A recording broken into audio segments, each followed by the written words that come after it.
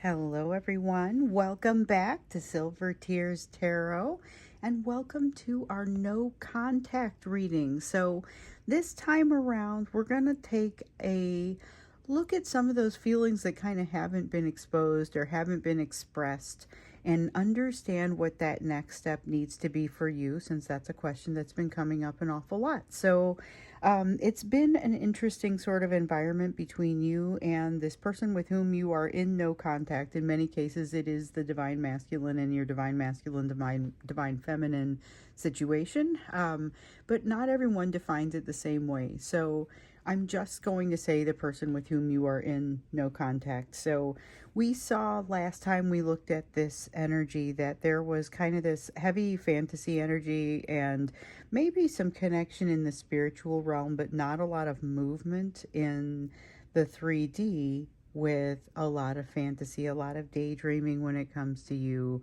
but a lot of guarding around that fantasy process. So let's go ahead and get in and see where things are as of today. So it'll be a general reading, and it's going to be for this collective, especially for the people who feel guided to watch the reading about no contact. It's a series, so you may want to catch some of the others in the series. All of the readings are for people in this collective, which means they're all going to be somewhat connected. And certainly you'll find some continuity between the no contact series readings, but you'll probably find a lot of crossover with some of the others as well. So let's go ahead and look in. Where do I want to start here? I've got the Intuitive Night Goddess Tarot for you and the Guardian of the Night Tarot. And then here, this is the Illustrated Herbiary Oracle. And so I want to grab an Oracle card for you just to kind of start things off. What I just throw on the floor. This one came down face down. Okay, here we go. So we have Come Free, and the question is, what needs mending? Look for the place where you're going to get, as they say, the biggest bang for your buck, or the greatest impact for the work you do. So when you look at what needs mending, look at what is going to have the most impact, but also what's at that base level. What's the most important thing to get fixed in you right now? And it doesn't mean that that's the only thing you work on. It just means you give yourself an opportunity to work on it.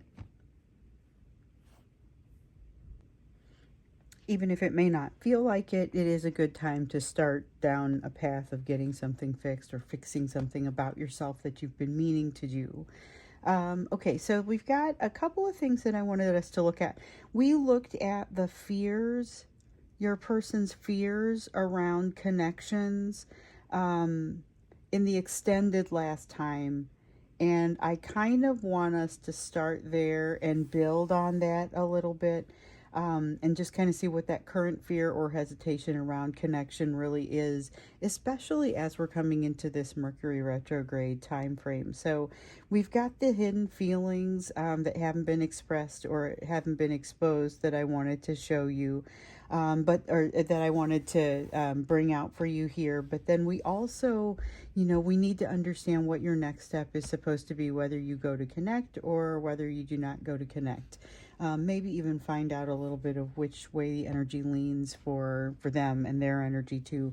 So let's start out with the fear or hesitation that they might have around connecting. So when we looked at it, it was one of the questions out of the extended last week. So if you didn't see last week's No Contact Extended, the biggest fears that they had around reconnection was like that you would not say yes, that you would not be available when they call, that you wouldn't respond, that you wouldn't be, that you wouldn't let them. In some cases, you have someone who really just kind of wants to use you for support when they want to use you, and they would be afraid that you wouldn't be there to use for support. That's not going to be everybody, but it is the way some of the energy has that element to it.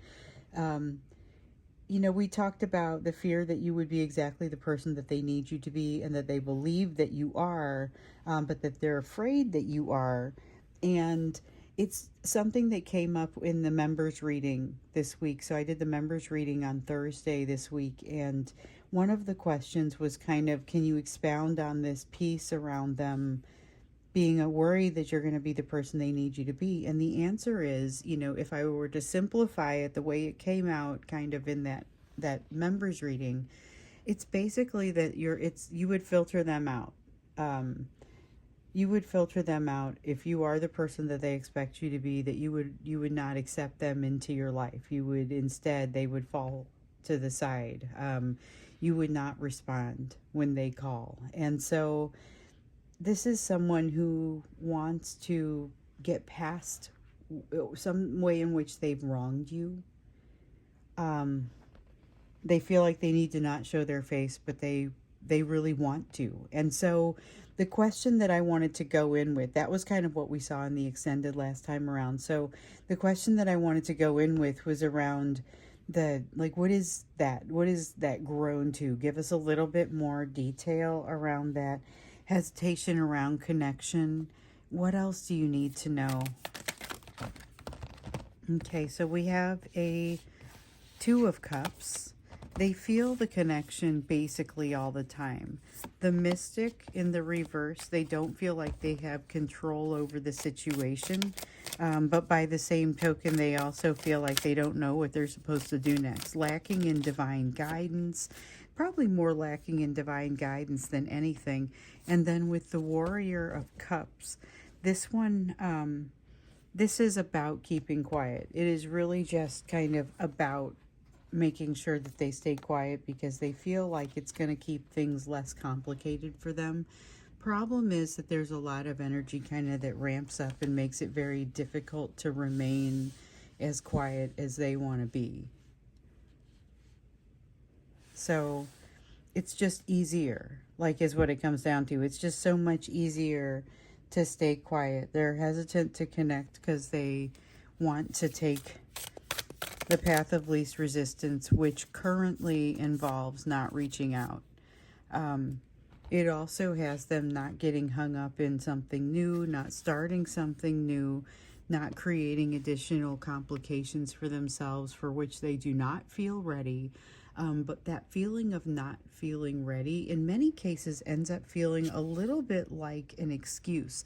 So here is somebody who puts themselves in a position to maybe not do so well socially sometimes, and then pretends to be surprised when they end up triggered and not doing so well socially, or when somebody takes the bait, essentially. And here, so they have entered into this situation with you. When they entered into the situation with you, they thought it was something different than it was.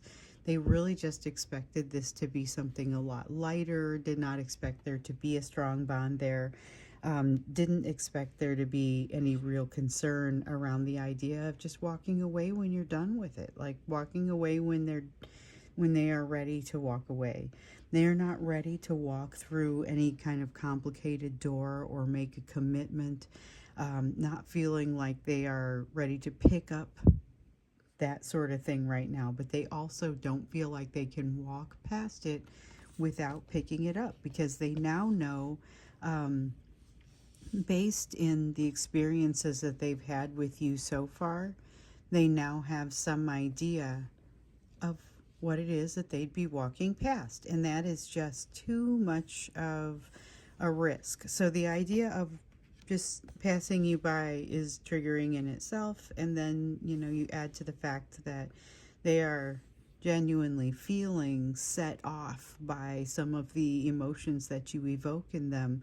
It's a difficult combination, and so they feel like they don't have it together enough to reach out to you, and that they really don't want you to see a certain side of them. It's like they're the feeling is a little bit like anxiety, like they're having anxiety issues and they don't want you to see it, but they also, these issues are being exacerbated by the situation between the two of you because they can't let you see it, and they want to, they need to, and they feel like they can't.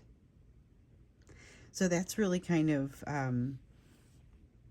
how that's part of their conundrum. You know, they want to, they need to, but they feel like they can't. So let's take a look at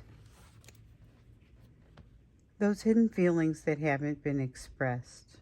You know, this is a little bit like Divine Masculine Messages, and we actually did a Divine Masculine Messages reading, I think, if memory serves. Our Divine Masculine deep dive included Divine Masculine Messages because they come out quite often. So like I was saying earlier, the person with whom you are in no contact is not necessarily going to be referred to by you as your Divine Masculine. However, in many cases, I get that it is. This person that you're not in contact with, we're looking at what are those hidden feelings that haven't been expressed or haven't been fully exposed. For some reason, I feel like the words fully exposed need to come out here. 9 of Wands. Defensive, not so much defensive, but hiding behind. Okay, so this right away tells me why I needed to use the word exposed. And really what it is, this is someone who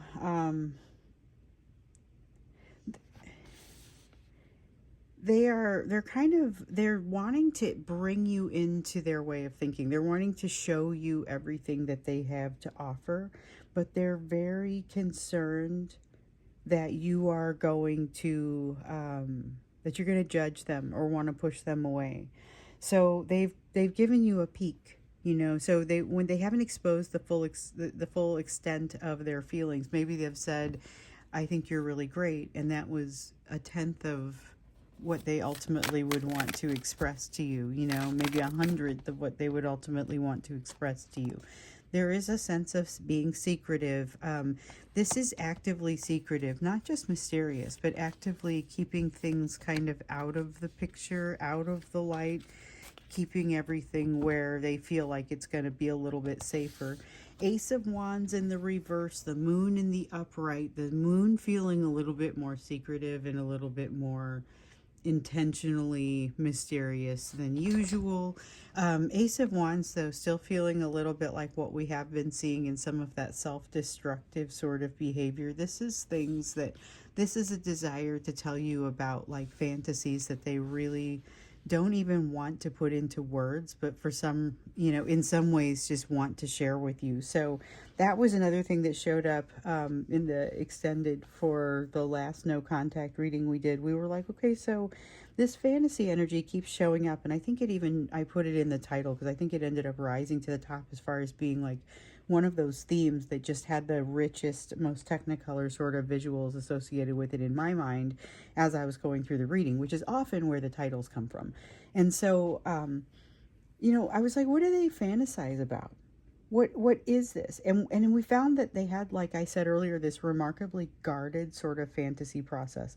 Something that kind of, they get in there and they start working down a path that maybe starts with a place that you once were, or a situation that you were once in, but they wish that they had maybe handled it differently, or here's what I would do if I were given this opportunity again. But then it doesn't go very far. They find themselves frustrated because they can't even fantasize right, you know. They find themselves, you know, their fantasies don't seem to be slowing down, but it kind of makes them want to, it involves them making in their fantasies themselves. Let me get something out here.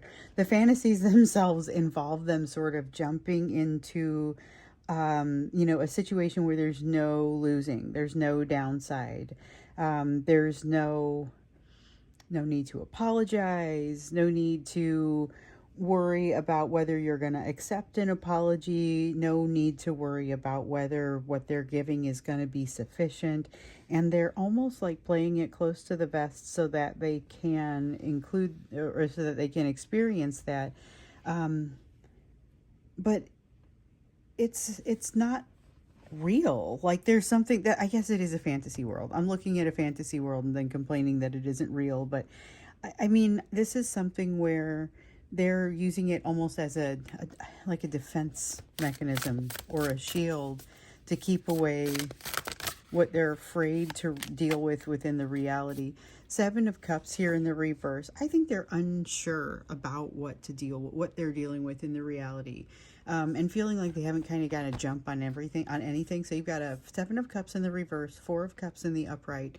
And so they're feeling like they haven't gotten a jump. They've lost their edge. They're not going to be moving towards something that they need to move towards fast enough. It feels like something is missing in their approach, or at least that they are worried that something is missing in their approach, or that they are missing something important that they may have a very difficult time coming back and doing. So this is part of what they would tell you, is they just kind of don't feel ready yet. Like things have to be done in a certain order, with a certain timing. They don't feel ready to do that. They just kind of don't want to talk about the things that they would rather keep secret. So there's some desire to tell you some things that are maybe too revealing, but there is not much likelihood that it's going to come out with that Moon card. Ace of Wands is the part that makes that raunchy stuff come out. But that Moon is what keeps their mouth shut and keeps them from having to pay for whatever it is they were going to say. So we have a Page of Cups here. Page of Cups is the apology that they would like to be able to give you, but they don't want to have to actually live through the process of giving that apology. So they are wishing the situation would kind of just go away in that regard. Not that you would go away. They never wanted you to go away, or for things to be over with you, or even in this pause. They never were looking for that. But they now realize it feels too much out of control. They don't know what to do about it. They wish they could just have that part over with already. Because there is an awful lot of attraction, an awful lot of emotion, an awful lot of love. And they feel like they've got to keep their mouth shut. They feel like they've got to keep their mouth shut, despite the fact that they've got actually quite a bit of a conundrum going on here, with the feeling that they want to communicate, they want to connect, they need to, but they feel like they can't. They feel like they can't get overly connected. They can't get tangled up in something, but they have so much emotion that on some levels it feels like they already have. We know that the two of you are, what did I say last time? It felt like you guys were asleep together in the 5D, but they're not feeling ready to move forward in the 3D. So we have this halt. We have this energy that won't move forward, which to them feels a little bit like somebody's holding them in place against their will, but they're honestly not ready to make that move forward. And so one of the marks that they are ready to move forward is a greater ability to communicate and get vulnerable about some of what you're seeing here. I don't expect you're going to hear all the raunchy stuff necessarily once they get into that vulnerable place, but maybe a little bit more about their emotionality, about their love, about that apology, and about the fact that they don't know which way to go, and maybe even they feel like they messed up they fell out of the blocks when the starting gun went off, and they don't know what to do now. Let's see what else. There's a lot of embarrassment in the energy, and then a Ten of Pentacles, not wanting you to see how they live, or something to that effect. That's kind of, it's not necessarily literal, but there's something here about wanting to show you only their best sides, and not wanting you to see the rest of the picture, not wanting to let you see how the other part of, to see how they live. There's something here about wanting to keep some sort of distance for that reason, but also wanting to be able to show you the whole thing, because even those parts they're afraid would run you off, like they would just feel so much like they were like letting their, when you're sucking in your gut because you are trying to look a certain way, they want to be able to let it out. But they also don't like the way they look with it out. It's kind of, there's a reason that they're sucking it in, So I feel like this is very positive energy that is constructive for the most part. This is not dark. I mean, there's definitely some raunchy stuff up there, like I said before, but I don't think it's bad. I think it's just like the side of them that they know might turn a person off, so they keep it to themselves. So that self-destructive piece that comes out with that is that they know if they say it, they may be destroying a little bit of a relationship. For the most part, though, it feels like it is generally it's well preserved bond in a fairly positive energy. And it's like, if you guys both keep growing, things could really turn into something different. I'm curious to understand what it could grow into.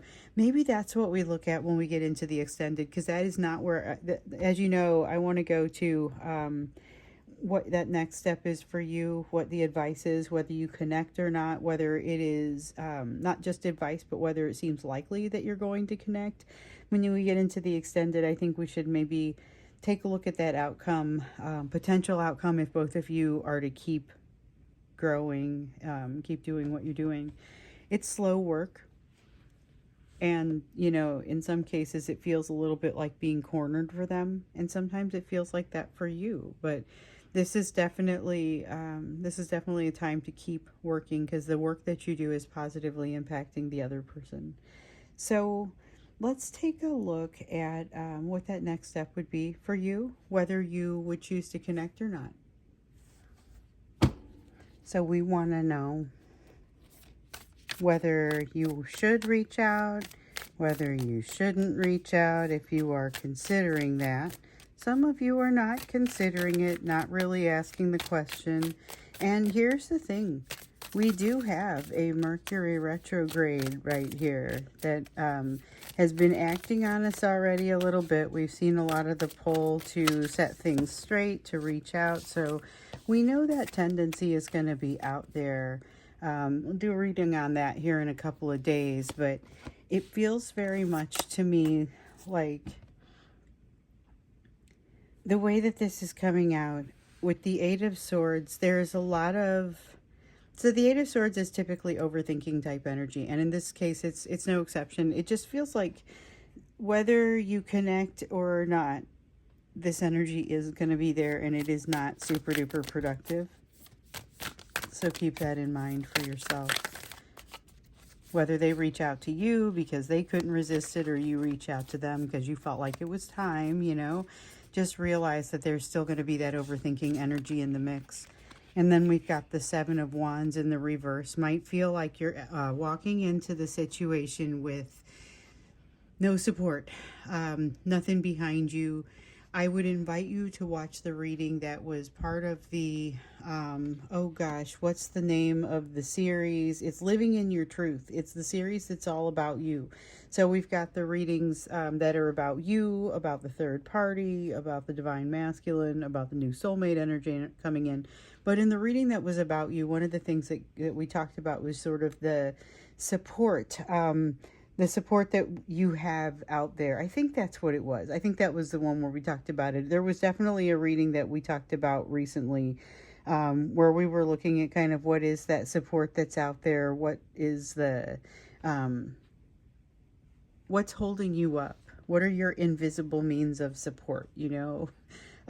One of my friends called it that the other day. But the Seven of Wands here in the reverse just suggests maybe you aren't thinking about all of the places where maybe you are supported from a spiritual standpoint, but you're not seeing these people showing up in your texts or your emails. You don't think of them that way. Maybe it's a spirit guide. Maybe it's somebody that is supporting you that you've always known. Let's see here. Temperance card. Remembering to hold your balance. Remembering to keep your balance.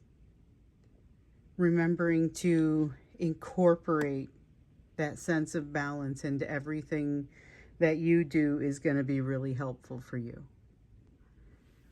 So it feels like no matter what you do or whether you reach out to connect with them or not, you've got to realize how much support you do truly have. of course, realize there's still going to be this overthinking energy there, and to do everything from a place of like, when don't overextend yourself to the point where you're reaching out and you're going to fall. You know, do everything where you're still maintaining your own balance in the situation. That kind of, it feels like that just kind of comes out with that Temperance card. It's very intentional sort of balance. Seven of Pentacles in the reverse, keeping your humility within intact within the situation, recognizing that everyone is going to have parts of themselves they're not especially proud of. Everyone is going to fly off the handle sometimes. Everyone's going to have moments that they're not especially pleased about. Um, and to just kind of recognize that you may be seeing some of that growth occurring right now. You may be seeing some of those gaps in yourself. You may be, your person that on the other side of this no contact is also seeing these things. So you're both developing in there, but you're also like in this process, but you're very much still feeling fallible, still feeling human. That's why it's so important to do everything from a place of balance, doing things for the right reasons. So the Queen of Wands in the reverse sometimes comes out meaning doing things from for the right reasons. The other thing that I felt in this Queen of Wands, though, was that feeling of lashing out or making decisions that you're not proud of. Like, don't take it too hard. Don't spend too much time on it. You have a Two of Wands here, a decision that sort of needs to be made, but it's really about, how do I want to walk this path? A crossroads where you realize you could really take either route and neither is going to be incorrect for you. So that extends also to whether or not you should be reaching out and making contact with this person. So you don't, we had kind of a pretty heavy do not reach out recommendation that came out in the last reading, the last no contact, maybe the last couple, or maybe it was just across a couple of readings. It was, ooh, not wise to reach out. You're really going to push this person far away. Here, it's not quite as strong. You can go either way, but there's definitely a sense of understanding why it is that you're doing what you're doing, what you hope to accomplish. And whatever you decide, what would it feel like, though, if you desperately want to reach out to this person? What would it feel like for you not to? And what would you be afraid of if you didn't? And then take out a pen and paper and start writing. That's going to be very important information, because that is going to be basically the address, the home address of some of your triggers. Or maybe just directions to it. Maybe it's more like that. I think let's go ahead and go into the extended. I like the energy that I was seeing over here. So even though there's a lot of growth that's required, we're going to look to see what is that potential energy, what is that potential outcome if you keep growing. Also maybe understanding a little bit about some of what you guys are learning right now, because right now what it feels like is it's not so much which way you go or what you do, but how you do it. And so let's look into that a little bit and see what wants to emerge as far as maybe more or less the lessons that you're learning right now. So definitely wanting to look at potential outcome if you guys both keep growing in what you're doing. Are you going to communicate? Are you going to come back in union? What does that look like? So we'll look there. The first link down below is going to be the extended video. So I'll see you over there if you'd like to join me there. Otherwise, let's see what we've got on tap for you. Tomorrow's reading is, we are up to the Divine Masculine Deep Dive, and then we've got to jump in with a reading about that Venus retrograde and the Mercury retrograde. So we've got a Mercury and Venus retrogrades both kind of overlapping and happening here, and both starting. But we're already in the period for both of them, but we're not necessarily in retrograde for both of them. So we'll talk a little bit more about that on, I think it's going to come out on Sunday. And yeah, we'll see what kind of energies are coming with that. So I will see you guys in the next reading, and hopefully see you over in the extended, where we'll take a closer look.